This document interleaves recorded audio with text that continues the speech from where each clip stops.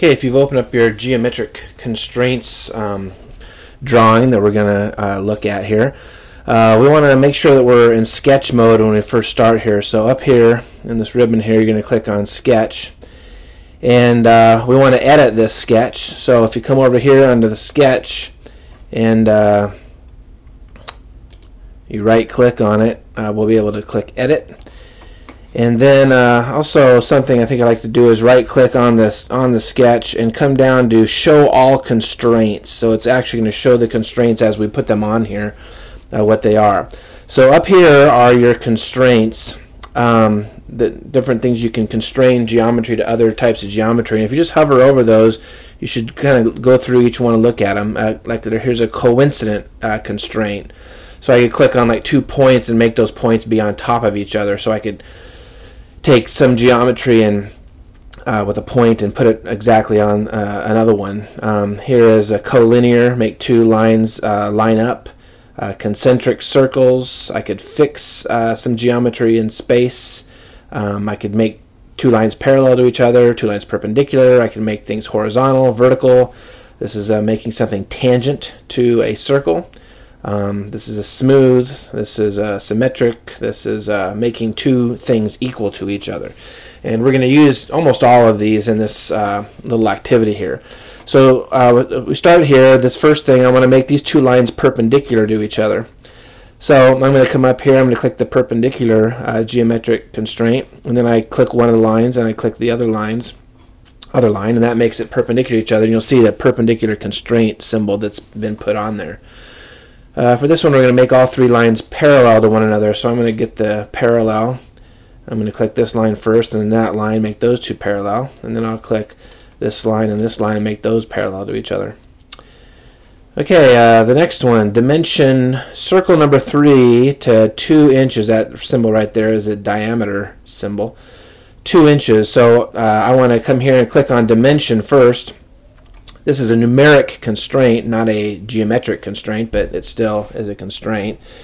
And I'll come here and I'll click on the outside of this and bring it up here and click 2 inches and save that. And so I need to, then the next thing it says is to fix the circles 1 and 2. So I'm going to click on the little lock, and I'm going to come here, I'm going to click on that circle and that circle. And then I'm going to make circle 3 tangent to 1 and 2. So I'm going to come here and click the tangent, and I'll click on that circle and that circle. You'll notice that it'll move circle 3 because I fixed circle 1 first. And I can also click on 3 and 2 and make it tangent to both of those. So that's everything we had to do there.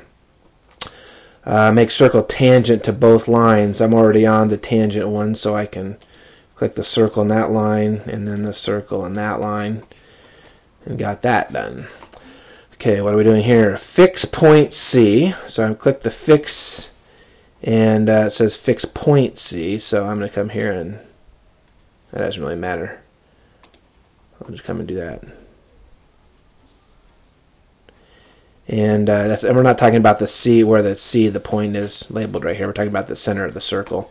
Fix point C. Make endpoints A and B. Make endpoints A and B coincident with point C. So we're talking about the ends of the lines here. So I'm going to get the coincident. I'm going to grab the end of that one, and then I'm going to grab the end of that one, and make those coincident there also. Okay, make circles concentric. So here's concentric circles. I'll click this circle and that circle, and then I'll click that.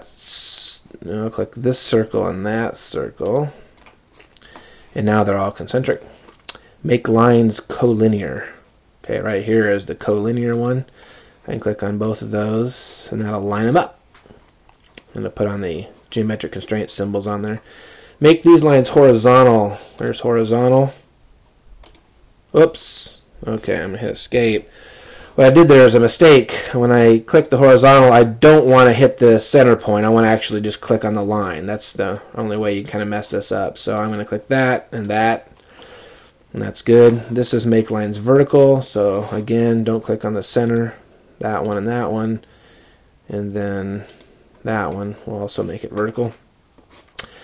Okay, what am I going to do here? Make an equilateral triangle. Alright, so I can do equals, and I can just click on like this side, and then click on this one. It'll make it equal in length, and then click on this one and that one, make that equal in length, and now I have an equilateral triangle. Make the circles the same size. Well, I'm on equal, so I can go ahead and do that. I can click on this one and that one and make those the same size. And the last one, line up the centers of the circles on the same horizontal plane. So I can go horizontal. This isn't just with lines, although the symbol kind of looks like it is. It would also be with points or circles. So I could click that point and that point, and that point and that point, and then whoops, that point and that point, and that'll put it on all the circles on the same horizontal line. Okay, and then we can finish that sketch, and we got it all there. And I should probably put some text down in here, and I'll make it. Yeah, that's good. Good enough. Mark C. Herman. Okay, so I got my name on there. Finish sketch now.